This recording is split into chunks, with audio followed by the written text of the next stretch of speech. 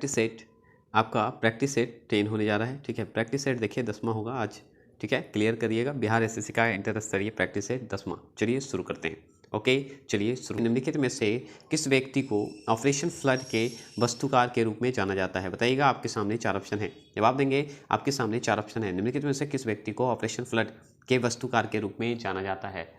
बताइए। आपके सामने 4 ऑप्शन है, जवाब देंगे। तो याद रखिएगा, आपके सामने ऑप्शन नंबर बी, इसका ऑप्शन नंबर बी है वर्गीज कुलकर्णी। याद रखिएगा, वर्जी कुलकर्णी, याद रखिएगा। आगे चलेंगे। दूसरा प्रश्न आपके सामने है। दूसरा प्रश्न है, निम्नलिखित में से किसे पहले ब्लैक पैगोडा कहा जाता था? बताइएगा, किसे ब्लैक पैगोडा कहा जाता था? आपके सामने 4 ऑप्शन है, जवाब देंगे। तो याद रखिएगा, किसे ब्लैक पैगोडा कहा जाता था, पगोड़ा कहा जाता था। आपके सामने 4 ऑप्शन है, याद रखिएगा। ऑप्शन नंबर 2, ऑप्शन नंबर 2 याद रखिएगा। ऑप्शन नंबर बी इसका होगा। सूर्य मंदिर, कोणार्क मंदिर को ब्लैक पैगोडा कहा जाता था, याद रखेंगे। दूसरा प्रश्न, तीसरा प्रश्न आपका सामने है। तीसरा प्रश्न है कि भारतीय संविधान का भाग भारत की नागरिकता से संबंधित है। बताइएगा, कौन सा आंसर होगा इसका? बताइए। भारतीय संविधान का भाग भारत की नागरिकता से संबंधित होगा। आपके सामने 4 ऑप्शन है, जवाब देंगे। तो याद रखिएगा, जैसे ही भारतीय संविधान का भाग का बात करेगा, याद रखिएगा भाग 2 होगा। याद रखिएगा, भाग 2 होगा, नागरिकता से संबंधित।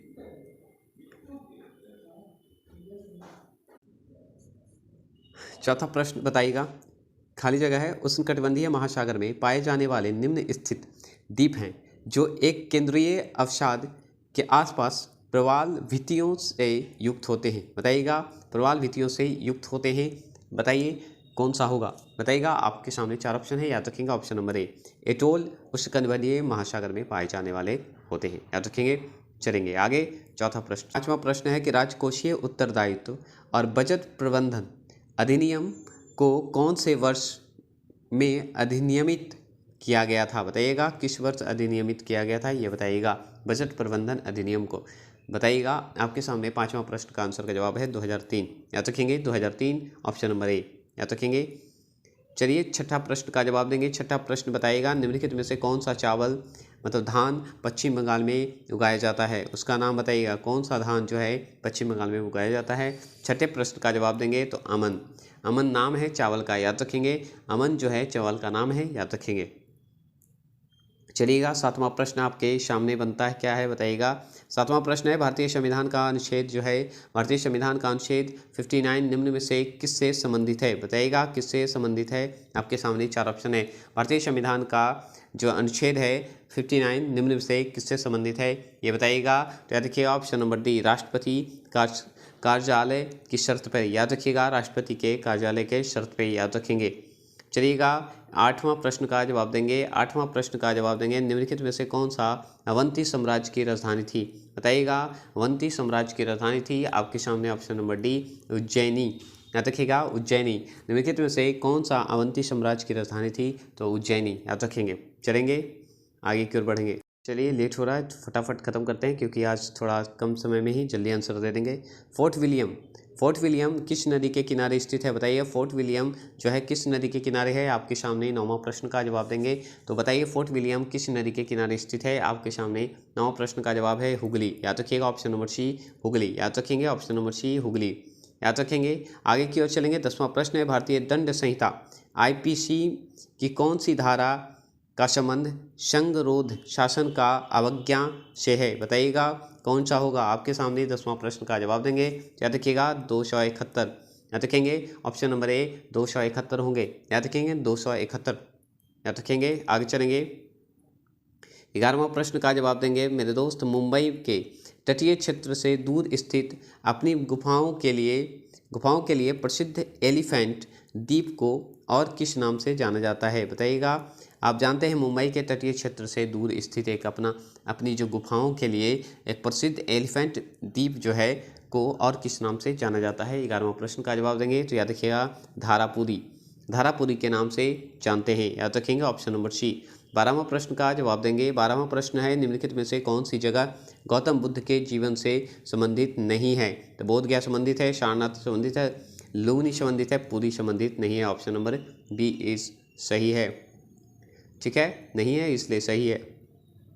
खाली जगह है, इंडियन प्रीमियर लीग के पहले अध्यक्ष और आयुक्त थे? कौन थे बताइएगा? आपके सामने पहले अध्यक्ष और आयुक्त पूछ रहा है। 13वां प्रश्न का जवाब देंगे तो याद रखिएगा 13वां प्रश्न का जवाब आपके सामने होना चाहिए, तो ऑप्शन नंबर डी। याद रखिएगा ललित मोदी, याद रखेंगे ललित मोदी, याद रखेंगे ललित मोदी। 14वां प्रश्न का जवाब देंगे। 14वां प्रश्न क्या है? 14वां प्रश्न है राज्यसभा की व्यवसाय सलाहकार समिति का गठन पहली बार वर्ष में किया गया था? बताइएगा कब किया गया था, वर्ष में किया गया था? 14वां प्रश्न का जवाब देंगे। याद रखिएगा ऑप्शन नंबर सी 1952 में, 1952 में। याद रखिएगा राज्यसभा की व्यवसाय सलाहकार समिति का गठन पहली बार कब किया गया था? तो 90। चलिएगा आगे चलेंगे। 15वां प्रश्न आपके सामने है कि निम्नलिखित में से किस समाज सेविका को आधुनिक नरसिंह की आधारभूत दार्शनिक के रूप में जाना जाता है? कौन सी ऐसी नरसिंह जो थी, नर्स, ठीक है, वो कौन सी थी जो कि आधुनिक दार्शनिक के रूप में जानी जाती है? तो आप जानते हैं उनका जवाब जानते हैं, कौन है? तो नाइटिंगेल। कौन है? Florence Nightingale. याद रखिएगा फ्लोरेंस नाइटिंगेल। 16वां प्रश्न का जवाब देंगे। 16वां प्रश्न है बताइए क्रिकेटर एम एस धोनी को किस वर्ष में भारत की प्रादेशिक सेना में लेफ्टिनेंट कर्नल की मानद उपाधि प्रदान की गई, मतलब की थी? बताइएगा, डेट बताना है कब की गई थी। जल्दी में थोड़े से होंगे, आप समझिएगा थोड़ा। 2011 वर्ष 2011 लेट हो रहा है मेरे दोस्त, इसलिए। चलिए 17वां प्रश्न का जवाब देंगे। 17वां प्रश्न का जवाब देंगे आपके सामने आंसर है। 17वां प्रश्न का जवाब देंगे। 17वां प्रश्न का जवाब देंगे कि भारतीय पुलिस सेवा IPS में शामिल होने वाली भारत की पहली महिला का नाम बताइए जिन्होंने मई 2016 में पुडुचेरी के उपराज्यपाल का पद ग्रहण किया? बताइएगा, आपके सामने 4 ऑप्शन है। जवाब देंगे 17वां प्रश्न का जवाब देंगे। याद रखिएगा 17वां प्रश्न का जवाब है आपके सामने, तो याद रखिएगा 17वां प्रश्न का जवाब है किरण बेदी। याद रखिएगा किरण बेदी। कौन? तो किरण बेदी याद रखेंगे। चलिएगा 18वां प्रश्न है, बताइएगा 18वां प्रश्न में क्या है? निम्न में से किसे नील क्रांति से संबंधित है? कौन सा जो है किसे नील क्रांति से संबंधित है? नील क्रांति कौन सा है बताइएगा? तो याद रखिएगा 18वां प्रश्न मत्स्य पालन, मछली का पालन जो होता है नील क्रांति होता है, क्योंकि पानी में होता है। याद रखेंगे। आपके सामने 19वां प्रश्न है का उद्देश्य वन आवरण को बढ़ाना है? क्या चीज़ से बढ़ाना है? आपके सामने 4 ऑप्शन है। 19वां प्रश्न का जवाब देंगे। याद रखिएगा राष्ट्रीय ग्रीन इंडियन मिशन से संबंधित है। ग्रीन इंडियन मिशन का उद्देश्य वन आवरण को बढ़ाना है। याद रखेंगे। चलेंगे आगे, सुनना दे उसके लिए क्षमा चाहता हूँ मेरे दोस्त। आगे चलेंगे। इंजेक्शन या हाइपोडर्मिक, ठीक है, नीडल से जुड़ी चिकित्सक प्रक्रिया के प्रति अत्यधिक डर क्यों कहा जाता है? अत्यधिक डर को क्या कहा जाता है? अत्यधिक डर को क्या कहते हैं ये बताइए।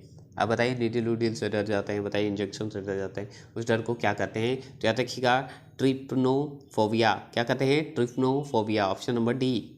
चलिएगा 21वां प्रश्न आपके सामने है मेरे दोस्त। बताइएगा निम्नलिखित में से कौन सी निधि उन लेन देन के प्रवाह के लिए है जहां सरकार केवल बैंकर के रूप में कार्य करती है? बताइएगा, बैंकर के रूप में कार्य करती है। 21वां प्रश्न का जवाब देंगे। तो याद रखिएगा लोक लेखा निधि। याद रखिएगा लोक लेखा निधि।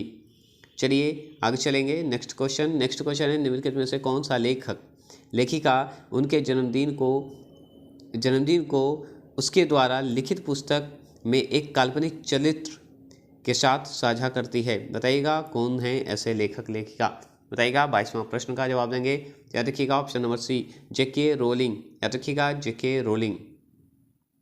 23वां प्रश्न का जवाब देंगे। 23वां प्रश्न है ओजोन सांद्रता को मापने के लिए सबसे आम इकाई कौन सा है? ओजोन सांद्रता को नापने के लिए कौन सा इकाई होगा? तो याद रखिए ऑप्शन नंबर बी डवसन यूनिट। याद रखिएगा डवसन यूनिट। याद रखेंगे। 24वां प्रश्न का जवाब देंगे। 24वां प्रश्न है पुरधा से पार्लियामेंट नामक पुस्तक के लेखक कौन है? बताइएगा पुस्तक के लेखक कौन है? 24वां प्रश्न का जवाब देंगे ऑप्शन नंबर बी।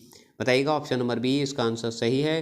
कौन है? इकराम मुल्ला। याद रखिएगा। आगे चलेंगे फटाफट।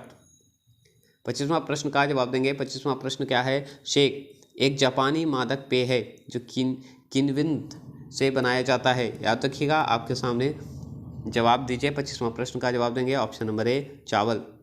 याद रखेंगे चावल। 26वां प्रश्न का जवाब देंगे, वैदिक काल में 8 प्रकार के विवाह प्रचलित थे, इनमें से कौन सा प्रेम विवाह था? बताइएगा कौन सा प्रेम विवाह है जो कि वैदिक काल में 8 प्रकार के विवाह थे, उसमें से प्रेम विवाह का नाम बताइए, जो कि नाम उसका बताइए। 26वां प्रश्न का जवाब देंगे तो याद रखिएगा गंधर्व विवाह जो है प्रेम विवाह है, याद रखेंगे गंधर्व विवाह जो है प्रेम विवाह है। 27वां प्रश्न का है कि भारतीय दंड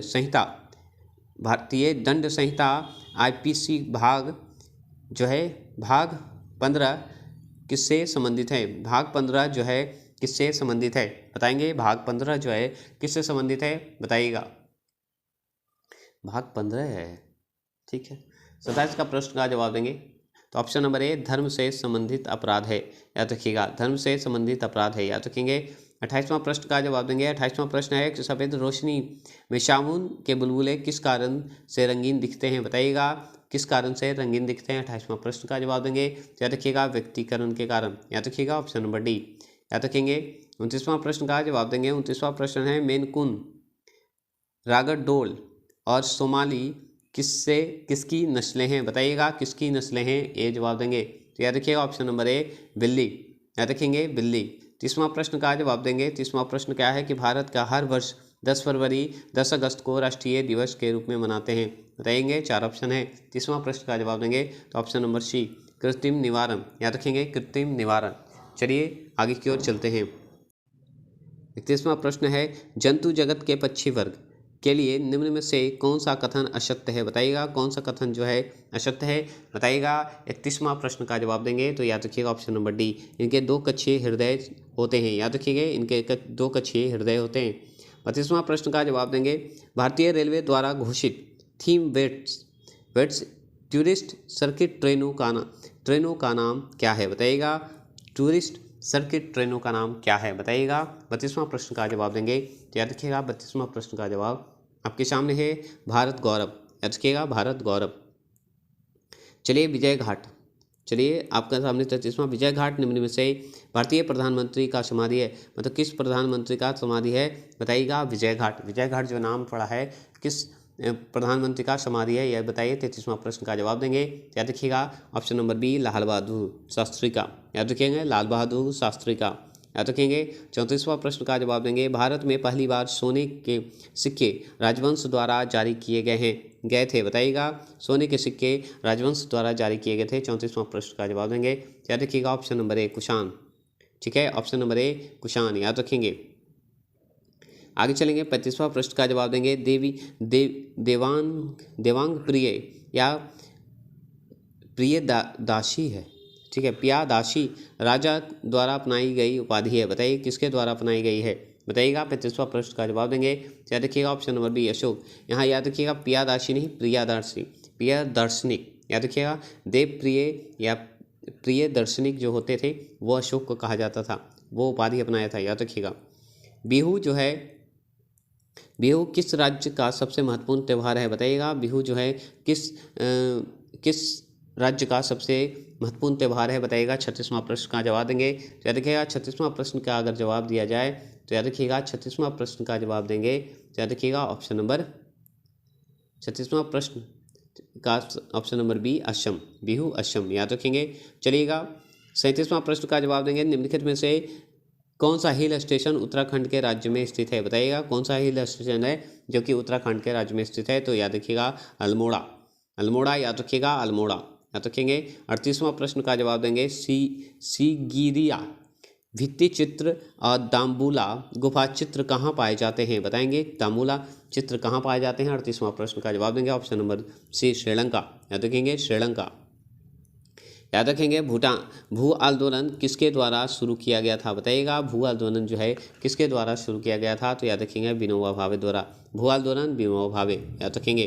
40वां प्रश्न का जवाब देंगे तो याद रखिएगा वित्तीय आयोग का गठन भारत के राष्ट्रपति द्वारा संविधान के अनुच्छेद के तहत किया गया था, किस अनुच्छेद के तहत किया गया था ये बताइएगा।